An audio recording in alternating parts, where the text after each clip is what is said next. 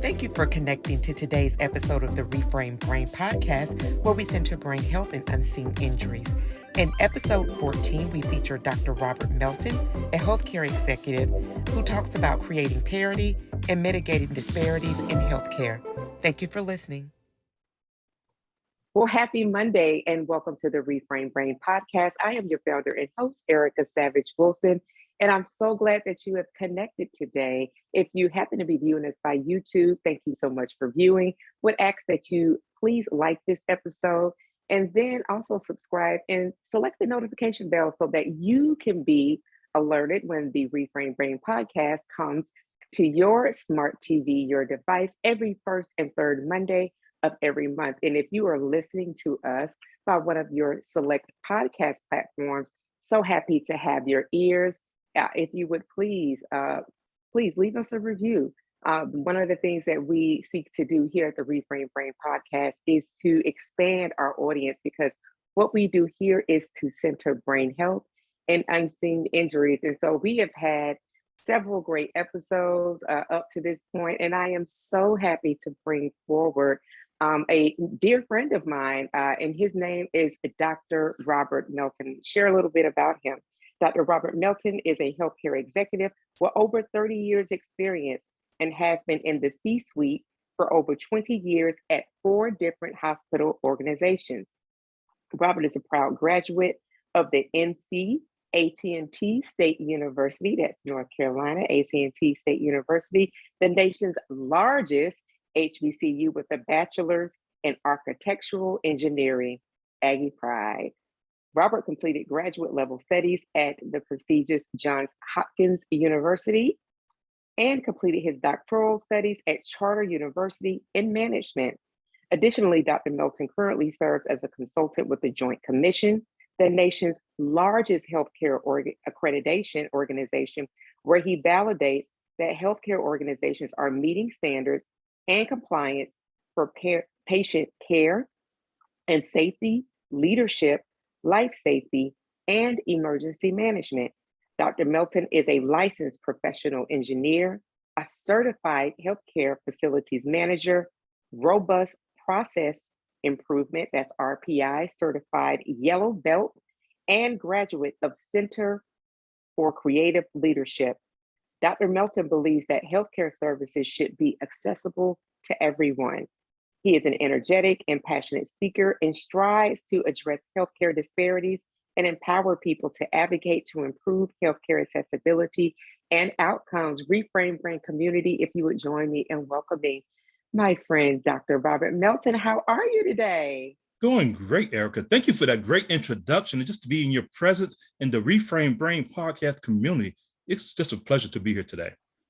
Oh my gosh. Well, thank you so much. I want to share with the Reframed Brain audience, because we're in this space of virtual existence, so to speak, since the onset of the pandemic, we meet people now in a myriad of ways, not that we didn't meet them before. And Dr. Melton and I actually connected online. I believe it was through LinkedIn, and Yes. LinkedIn, for all of you all, you know that it is a community of professionals. And so these are people that you can get into relationship with, people that you can develop that know, like, and trust factor. And Dr. Melton has definitely been one of those people for me. So I definitely appreciate not only you being on the podcast, but your support of the podcast. He is a subscriber. He listens to all of the episodes, watches all of the episodes, and provides comments about what he's seen. And so I really do appreciate you being an active member of the Reframed Brain community. So from the TRB community, this is one of you that's actually on the podcast. So connect so that perhaps you could be a guest as well. So I want to, with that wonderful bio that I read, I would love to have you invite the Reframed Brain audience, your own community, into your path into healthcare, and how your education at Johns Hopkins shaped your current work. Definitely. Thank you again, Erica, for just inviting me to be part of it. And I enjoy all the work that's being done in the Reframed Brain podcast. As you mentioned, I'm a proud graduate from North Carolina A&T State University in Greensboro, where I started in engineering. And about happenstance, my first job was with the Department of Health and Human Services. Because I was Health and Human Services, I started working hand in hand with state-owned hospitals, rehabilitation centers, the juvenile centers, where I saw this population being served. And from getting involved with that, you saw that it was slightly a difference in how healthcare was being provided for people of color and people who were not the private community. So I got more involved, and later on they sent me over to Johns Hopkins to get more in depth into healthcare administration. And that grew and grew and grew, where I ended up connecting while I was regulating healthcare on a regular basis and just growing in the process. And it's opened up something within me to say, people deserve true healthcare on their own terms and they need to be heard. People need to advocate, but also people need to be open to understand that diversity is a good thing as it relates to healthcare. The way I view healthcare and the way I've been grew up, because we have a history as people of color, sometimes not always trusting people in healthcare situations, and people need to be aware of that.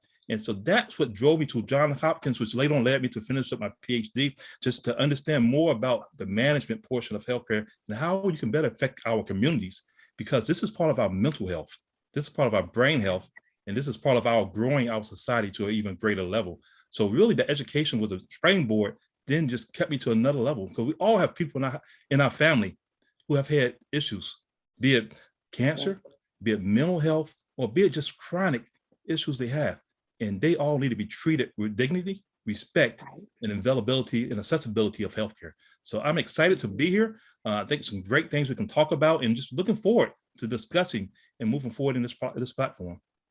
Yeah, and I can hear it in the passion in your voice when you do talk about your trajectory, being a proud Aggie, having that background in architectural engineering, and seeing healthcare from different spaces, right? You talked about HHS, you talked about juvenile, you saw all of these different places where sometimes healthcare is not administered at the same level that it would be at some of our more elite and acceptable institutions or places, organizations. And so that then propelled you into saying, okay, let me dive a little bit deeper. We can really hear the passion come out in what you do. So that moves me into your consulting work. And so as noted in your bio, Robert Melton Consulting is your consulting firm. So you actively do that work, and you mentioned the Joint Commission. Yes. And so with that, you're ensuring compliance, staffing standards are met, and different things that were mentioned in your bio. So I would love for you to talk to the Reframed Brain audience about what the Joint Commission is. We got a brief overview in your bio, and how the essential work of what you do then impacts the outcomes that then we experience here on the patient care side. I would be glad to be able to dive into that more. Most people probably don't know what the Joint Commission is. Most people have heard somewhat of the CMS, which is the Centers for Medicaid and Medicare Services. Joint Commission partners with them to go out into community hospitals, healthcare facilities, and validate that they are meeting these standards. They are providing a certain level of care. Patients, they are maintaining the facilities in a certain way. They're following the proper procedures, and they're also making sure that they're including you in the process, and in terms of making sure you are being treated as being inclusive in the process. What we do behind the scenes, and I'm gonna tell a couple. I guess I'm gonna use the pandemic as a platform to go from there. I think we're still dealing with this pandemic. Most people understand it. In 2020, March of 2020, the pandemic hit the United States in terms of the COVID-19. And at that period of time, most hospitals across this nation specifically went on a diversion type process, where they stopped all elective surgeries. A lot of doctors' offices canceled visits for people coming in. Emergency departments pretty much eliminated visitors, only the people who had the most critical to come in. And if you was in a hospital, you may not have any visitors at all. So what did that mean as it makes Medicaid and Medicare reimbursements and things of that nature? The numbers went down dramatically because people were not coming into hospitals. But Joint Commission is the process that we make sure that you are people taking into account.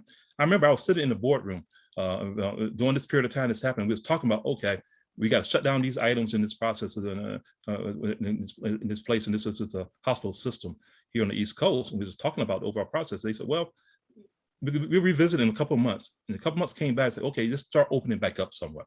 Not fully, but we want to make sure doctors' officers are getting people in, because people are deferring healthcare, which is really dangerous. People need to be seen by. So they started saying, okay, I'm opening back up. So we had these people in the room. Most of them did not look like you or I, Erica. So they had a slightly different view. So they would say, okay, we can open up doctor's offices. What we're gonna do, we're not gonna have anybody waiting in the waiting room. We're gonna basically tell them when they get to the parking lot, dial this number, wait in your car until we call you. Sounds great. Except for we have a certain part of our population who don't have cars. Right. Catch buses to doctor's appointments. So you can tell me, I could envision my mother who turned 86 this year, basically getting there and waiting on a bench in front of a doctor's office in the cold weather. That's something that in the Joint Commission, make sure you take into account the whole population. Yeah. And that's why you have to have advocates in the room with you in the process. Because they didn't think it that way. They just think, okay, everybody drives a car, everybody has a cell phone, and they can get in there. So part of the Joint Commission is we validate behind it. We make sure doctors are doing the right procedures the right way. They make sure they include you as part of your care team. Each one of us is part of our care team. If you ever go to a doctor and they start telling you what they're going to do, they haven't even talked to you about what your charts are, they're not including you. And that's where we get to disparities, which we can talk into a little bit more details as well. Disparity in what healthcare looks like to people, because they're making presumptions based on who you are to what your issues are. They're assuming that you automatically have high blood pressure. They're assuming that you may be predisposed for diabetes. They're making these assumptions. They're making assumptions that, okay, woman, a Black female woman coming into the doctor's office who's pregnant, she don't need pain medication. So they may not offer you epidural till it's too late in the process. You go to unnecessary pain. They're not screening you with questions, ask you how you feeling. Do you feel safe in your home? So this is what the Joint Commission does. It validates that the healthcare organization in your communities are taking all these things into account. And we are asking leadership questions. What are you doing? And then later on in the pandemic, another pandemic story, we finally, about December of 2020, a vaccine came available. We was happy to see the vaccine. People was clamoring to get it. And then we noticed that it was a disparity in where it was being given at. Right. African-American communities and communities who were socially and economically challenged did not have the access to get to these vaccines. And we start asking, okay, are you partnering with your community to give out vaccines? Are you partnering with church or religious organizations?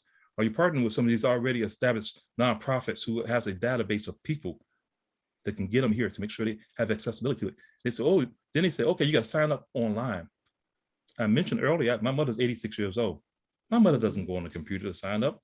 But one of her kids or grandkids will help her do that. So this became a barrier. Disparities are barriers. In Joint Commission, we work towards that. And one of the things I'll mention quickly about disparities, I'm gonna get more into about what we can do later on to help address that. I've been very proud of what the Biden and Harris administration has done in starting addressing disparities. They're working a major effort towards African-American women as works through maternity, making sure we're getting the needed resources there, and they're putting the money into the place. Doing executive orders, make sure we're studying all these predisposed issues that came up in COVID that are being addressed. We found that, okay, the most vulnerable populations, because they are obese, they have high blood pressure. What are we doing to do this? They are putting money in the process to do it. And we're going to talk more about what can we do to help ourselves with disparities. Because we do control part of that. Not all of it, but we need to know what's behind the scenes in making that happen. So Erica, that's what it's about, is really making sure that hospital systems, healthcare organizations are giving you the best possible healthcare. Zero harm to patients is our goal. Zero harm. We don't want to hurt any patient. You shouldn't go in the hospital and come out worse than you went in. That's the goal. Zero harm to patients. You get quality healthcare, regardless of who you are, based on religion, creed, sexual orientation. Any of that doesn't matter. And because of you are treated, you should recover. We want better outcomes. Anyone can get sick. Anyone can have a disease. We want outcomes to be positive. That's the end of the day. Can we get treatable diseases and injuries so you can have a positive outcome and have a total recovery? And that's what we want to do in the Joint Commission, make sure we have zero harm to patients in the process.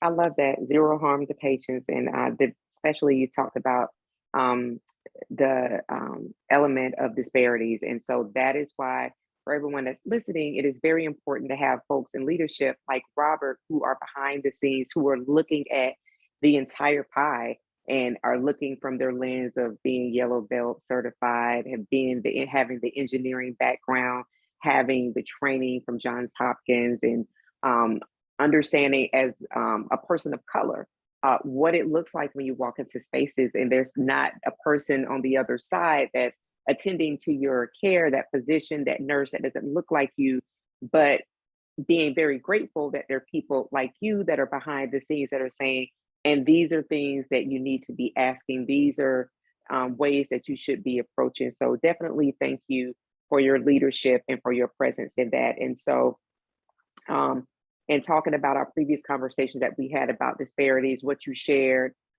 with regard to the Joint Commission, zero harm to patients, I really do love that.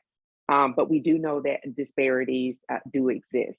And so I'm sure, and you talked about it within our families, you know that there are people that are listening within the audience that they themselves or they have family members who either have chronic illnesses, they have some level of mental health challenges, physical challenges themselves, and they may be living in a rural environment or a metropolitan area, both who may lack resources and proper funding for the type of facility that would meet the population that is in the specific area. That there are the gender identity and racial ethnic biases, right? That or presumed health challenges, as you talked about. Somebody presents themselves to a physician or a nurse, and it's automatically assumed that this person has high blood pressure, they have diabetes because of their racial or ethnic background or gender identity. So as an executive, you started walking us through those disparities, but then can you also then go a little deeper and talk about states that refuse to support Medicaid expansion? We saw this during the 2012 administration of President Obama, his second term. We saw that happening in 2010. So let me back up. His first term of president, we saw states that actually file legal documents to say that we will not, as governors of these states, we will not support or refuse Medicaid expansion, thereby refusing the Affordable Care Act, ACA, Obamacare. Can you talk about how that essentially has failed everyone to include those people who should be providing care and not prejudices? That is a great observation, Erica. People don't understand that it's a connection between our government and our healthcare, and it's unfortunately it's a connection in politics as well. I know Erica is very astute in politics, but this is not a political session today. But however, we look at the Affordable Care Act, Obamacare, whatever you want to call it, it had provisions within it where the states accepted it. They provided you a lot of mental health services you wouldn't normally get. They gave you opportunity to be accessing community activities and community programs that may not have been available. We have several states, a lot of them are states who just refuse to work with the organizations to get it done. So with the American Care Act and Obamacare, I'm gonna take a step back further with that. We have states who have worked on something we call a CON, a certificate of need.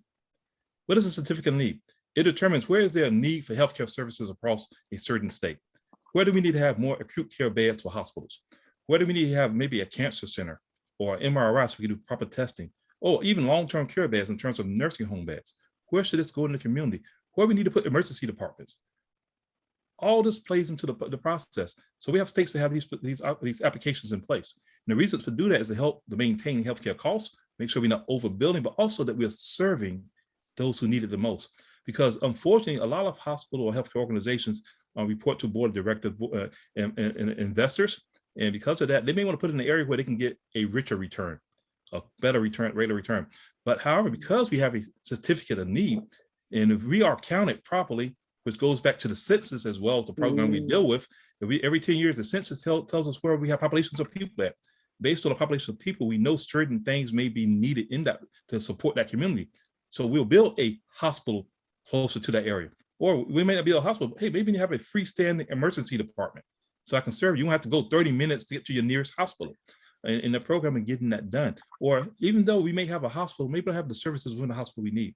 I go to some hospitals in some rural communities, they don't have a labor and delivery department because somebody in the community said they don't need that. So they have to drive 45 minutes to get to a labor and delivery unit. And I'm not female. I have never had a baby. I can imagine driving an extra 45 minutes while you're in labor to try to get to the hospital. It's not a pleasant event to do. But the certificate needs really determine based on the population what we need in these communities. So that's why it's important to be involved and be counted. If you're counted, your state, there's 38 states that have a certificate of need. There's some other states and some large states who don't have it, and they build a lot of private hospitals in the process of getting it done. They can build a hospital where they want to build it at. And all of them are owned by doctors or investors in the process. But in these states, a lot of them, Maryland, Virginia, North Carolina, all have certificate of needs. And a lot of states on the East Coast have it, as well as some states in the Midwest as well. But there's 38 of them that have them. They can determine what needs go at. And they can say, okay, yes, I know you want to build a hospital. However, based on our need analysis, we have went through this process. We need a hospital here in Southeast DC because of that reason, based on the population. But no, okay, but we need these services provided within there. Or yet now we have an Asian population. Go beyond the hospitals, the general health care. We need long-term care, or what we call nursing home beds, available in the community. Many of us have loved ones who have aged up and need some additional care that the family kids can't provide at the time. We have to put them in long-term care facilities. Nursing homes are maybe parts that they do. And how many people you know, they have to put them in somewhere far away from their home because there's no beds close by. And that's because we're not being counted. That we're not holding our states accountable in the certificate of need, make sure they're meeting the need we have and making sure those applications are in place and going through that process of making it happen. And furthermore, beyond that, we found out now, and it's still going towards disparities and getting the big picture together, is that part of the reason we have disparities because people don't culturally understand what we're going through. And throughout this pandemic, there have been something they call the Great Resignation. We have lots of people in healthcare specifically who have resigned from their jobs, left the field. I mean, nurses have left on a rate that have never seen before. Nurses that before was really close to retirement, but loved the field, they just said, well, it's time to retire. We have others who left and went to a completely different field of things to do. We have opportunities today for young people of color to get into the healthcare field. Most people view healthcare as being doctors and nurses. I know Erica doesn't know the fleet of services that's offered by healthcare, but you have therapists, occupational therapists, we have physical therapists.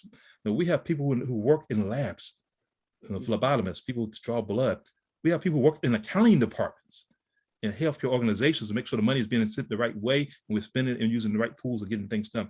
You have people working the backside of the house who are doing dietary work, make sure the meals are proper and getting to you in a hot way, make sure your diet's being taken care of in the process, cleaning the building, people maintaining the building, people who are processing contracts. We have a whole lot in healthcare, and guess what? Healthcare is growing every day. This is a field that we need to make sure our community understands. It's a job center, and we need these job centers in our community so the disparities are less. You're better amped if you have employees who look like you in a hospital to get better services than you are where there may not be as many people there. I mean, I've been to lots of hospitals. Unfortunately, I've been to hospitals where I was the only African-American in the whole hospital walking around, and that still exists in the United States, unfortunately. But it doesn't matter what I look like. I should be able to get care. And disparities, it shouldn't be prejudged in the process of getting it done. So healthcare disparities are based on, they make a preassumption of what you are because they cannot relate to you. They assume that some of them are overworked. So it's not a pass, but sometimes they're overworked trying to get to the next patient, or they're not listening. You know something's wrong. So I really push people to advocate. Tell your healthcare provider what's going on. Don't try to be that brave face or it really don't hurt that bad, so I'm not gonna tell them about it. No, tell them. It's their job to keep you alive and make sure there's zero harm happening. Let them know what's happening.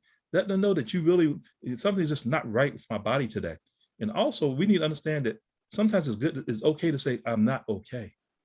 We have mental health services in our community. It's a stigma in the African-American community about mental health. They say, well, just pray about it, you'll be okay. Erica knows I'm a person of faith. I believe in God, and God does great things, but I also believe God used doctors to heal. I'm a firm believer in that as a process as well. But sometimes we need counselors, and every pastor is not a counselor. So don't look at it that. Get professionals who've been trained in this field, and it's nothing wrong to tell somebody you need some help. And that's why the Reframed Brain podcast is great, because you let us know we all have a brain that need to be healthy. We have to watch what we're eating. We have to make sure we exercise our brain and our mind and our body in the process of getting it done.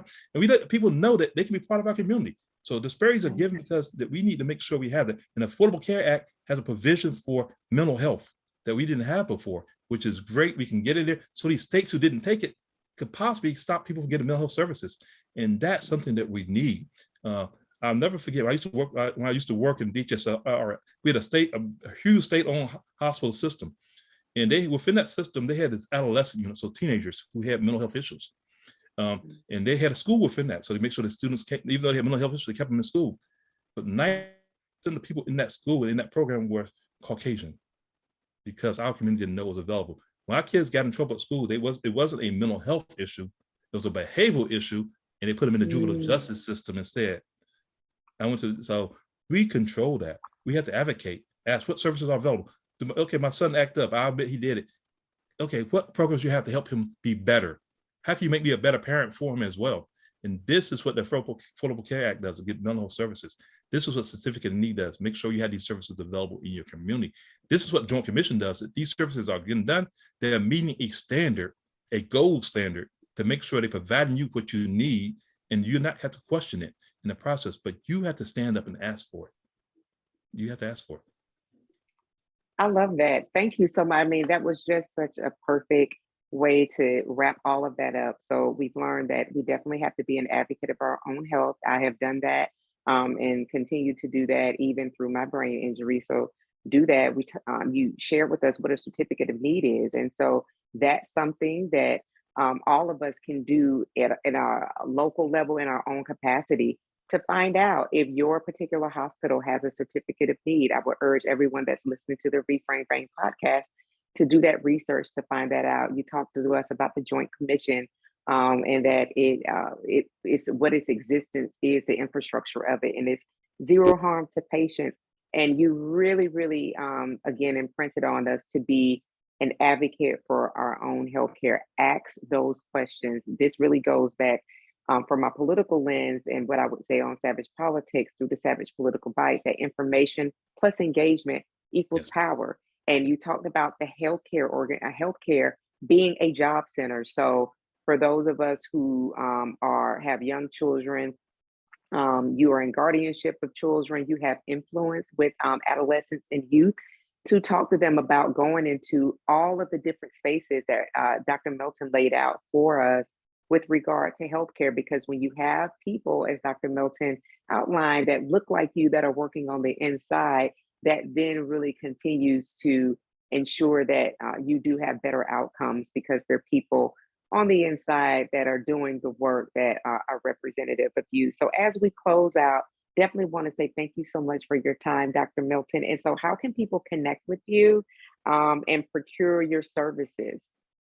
Sure. The best way to connect with me at this time is really through LinkedIn. I'm up there, Robert J. Melton Jr. You'll see me up there, you see the picture. Connect with me. As Eric tell you, if you send me a message, I'll respond back to you.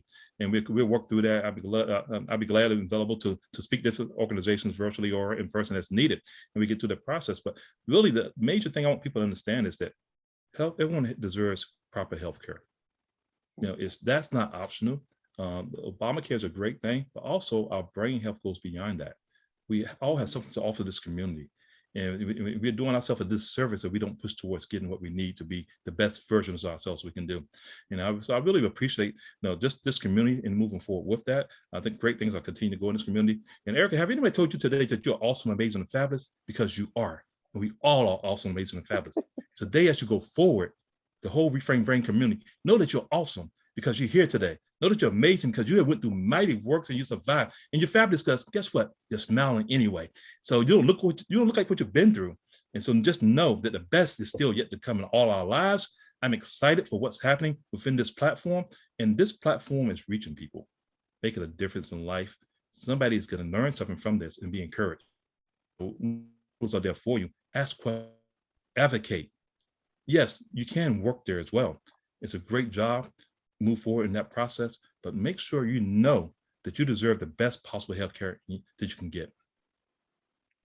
Thank you so much, Dr. Melton. So listen, you have gotten your sunshine for the day. I really do want to say thank you again to my dear friend, Dr. Robert J. Melton. So you can find him on LinkedIn. He's active there. Robert J. Melton Jr., you said? Is it Robert J. Melton Jr.? Robert J. Melton Jr., you can find him right there. Send him a connection request, and I'm sure he'd be happy to invite you into his community. And so I want to say to the Reframed Brain audience, thank you again for connecting and joining. And remember that we do this work. We are on this journey, one beautiful breath at a time. Thank you so much for lending your ears and your eyes. Have a wonderful rest of your day. Bye-bye. Thank you again for connecting with today's The Reframed Brain podcast episode. This is Erica Savage, the founder and host, extending a personal invitation for you to join our community where you can receive my 5 best brain health tips and a playlist curated with you in mind. Please go to thereframedbrain.com. Thank you again and be well.